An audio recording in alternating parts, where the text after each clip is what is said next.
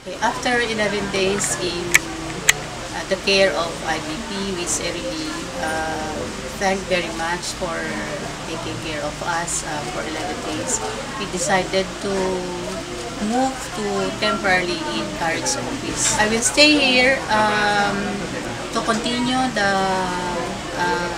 struggle for human rights, to continue the struggle as unionist and as part of the of CAREG, of the government employees unions, and we had a dialogue with Chairman Chito Gascon. It is basically a challenge to Chairman Gascon to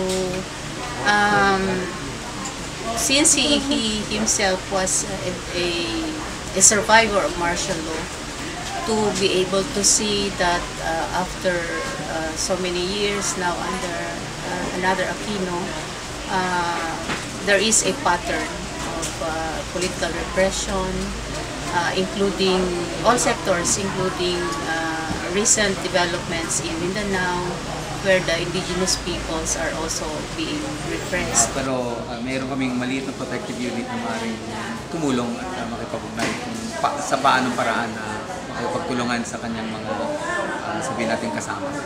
So the feeling is the same.